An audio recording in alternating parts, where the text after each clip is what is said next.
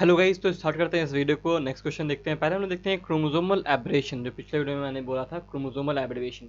तो chromosomal abrasion क्या होता है? तो क्रोमोसोमल एब्रेशन मतलब होता है, सबसे जो मेनली मतलब इसका है कि डिसऑर्डर, म्यूटेशन या फिर जो मिसिंग या फिर जो एक्स्ट्रा क्रोमोसोमल सेगमेंट होता है ना वो मिस हो जाता है, तो उसे कहते हैं हम लोग क्रोमोसोमल एब्रेशन। ठीक है ना? इसे कैसे पता चलते हैं हम लोग कि हम लोग कैसे इसे जेनेटिक मैप बनाते हैं?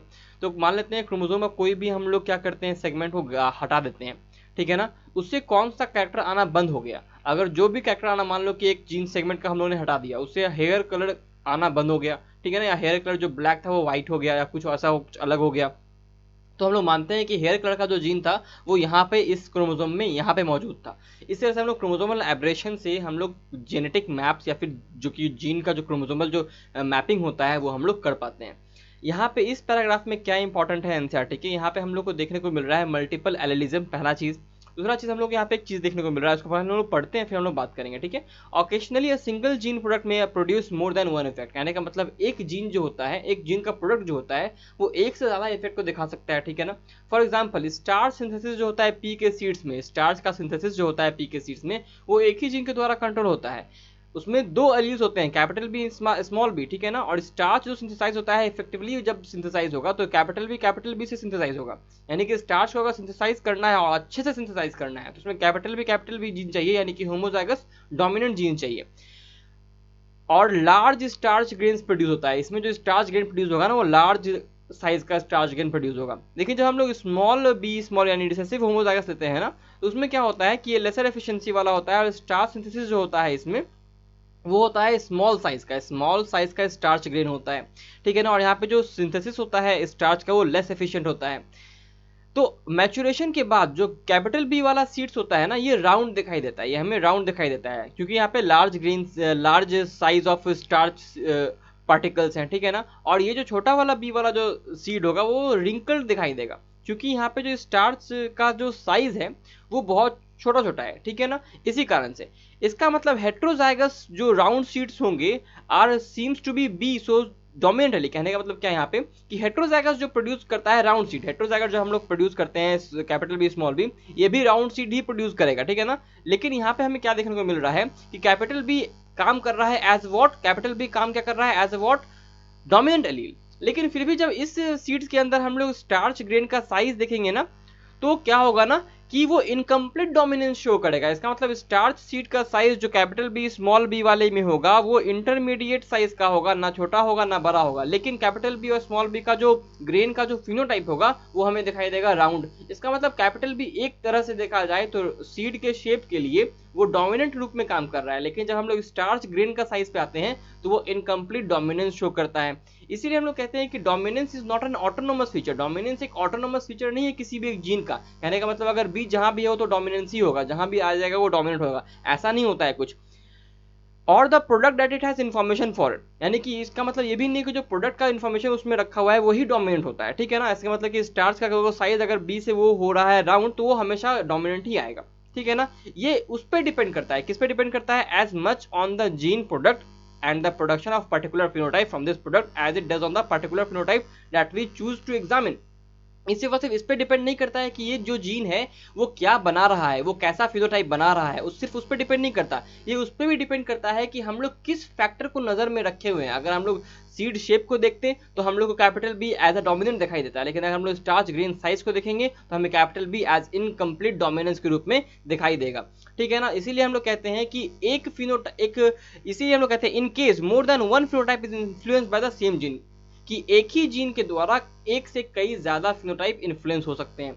इस वीडियो का पहला question, number of linkage group in Python sativum. Python sativum में कितने 2n नंबर होता है? 2n इज इक्वल टू होता है 14, तो हैप्लॉइड नंबर हो जाएगा 7, तो इसलिए हमारा लिंकेज ग्रुप कितने हो जाएंगे?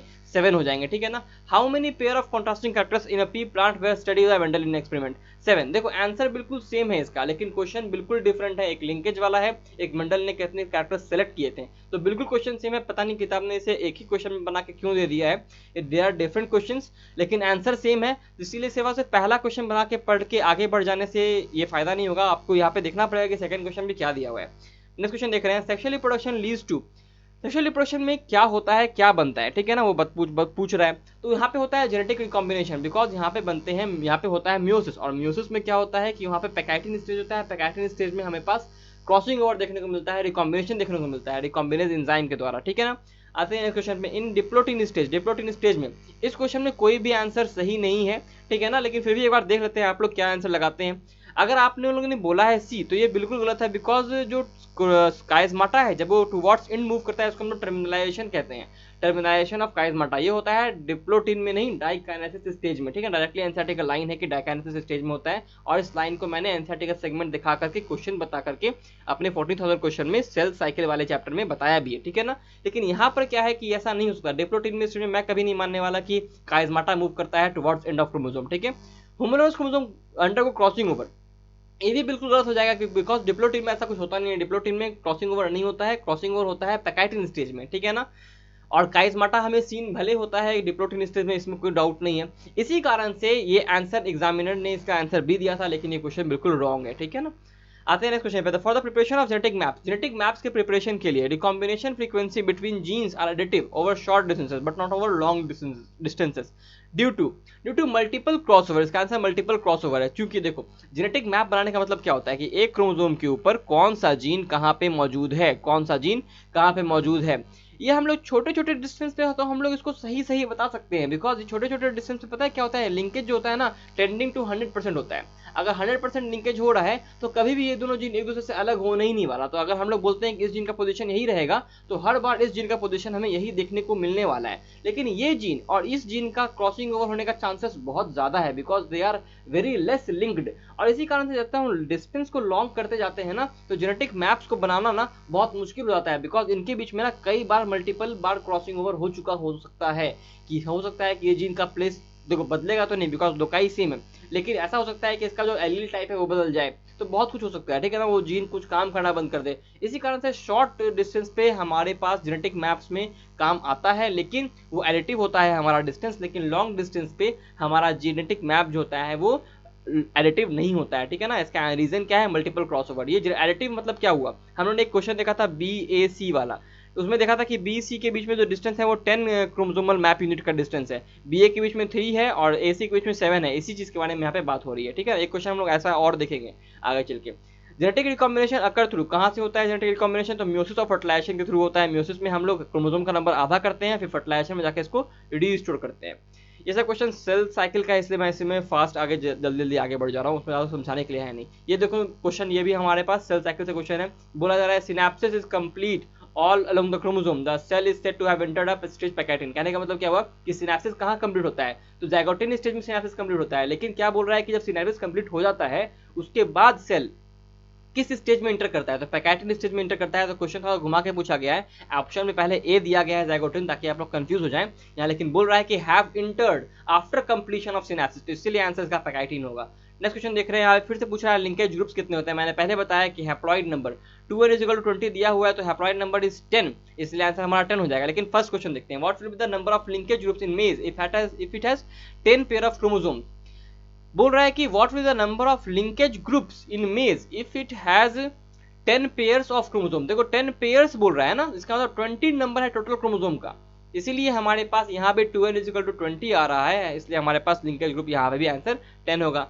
नेक्स्ट क्वेश्चन देख रहे हैं, in case of incomplete linkage, अगर इनकम्प्लीट लिंकेज होता है तो parental combination of 10 F generation कैसा होगा। देखो अगर लिंकेज हो रहा है, अगर लिंकेज हो रहा है और अच्छे से हो रहा है, तो जो हमारे पास लिंकेज होता है वो कैसे होता है, 50 to 100% होता है। मैंने पहले बताया 50 to 100% होता है लिंकेज, और क्रॉसिंग ओवर होता है 0 to लेकर 50% तक। यहाँ बोल रहा है कि अगर लिंकेज ही इनकम्प्लीट है, लिंकेज अगर इनकम्प्लीट है, ठीक है ना, तो हमारे पास जो पेरेंटल जनरेशन होगा, जो पेरेंटल कॉम्बिनेशन होंगे वो कितने आएंगे, तो मोर देन 50% आएंगे, 50% से ज्यादा हमें पेरेंटल कॉम्बिनेशन मिलेंगे, बिकॉज इनकम्प्लीट लिंकेज शो कर रहा है। अगर हमें कंप्लीट लिंकेज शो होता ना तो 100% पेरेंटल कॉम्बिनेशन मिलता, 100% पेरेंटल कॉम्बिनेशन मिलता अगर कंप्लीट लिंकेज शो हो रहा होता। क्योंकि यहाँ पे इनकम्प्लीट लिंकेज है, इसलिए मोर देन 50% देखने को मिलेगा, और ये ट्रू भी है। ज्यादातर 99% केसेस में ऐसा ही होता है कि हमें इनकम्प्लीट लिंकेज ही देखने को मिलता है, और जो पेरेंटल कॉम्बिनेशन होता है F1 जनरेशन में वो मोर देन 50% ही होता है। ऐसा हम लोगों ने एक दो वीडियो पहले हम लोग ने एक एनसीईआरटी का चार्ट में भी देखा था, है कि नहीं, डायग्राम में भी। Chiasma show the site of crossing over, chiasma show the site of crossing over, जहाँ क्रॉसिंग ओवर होता है वहाँ पे काइजमा बनता है, याद रखना है।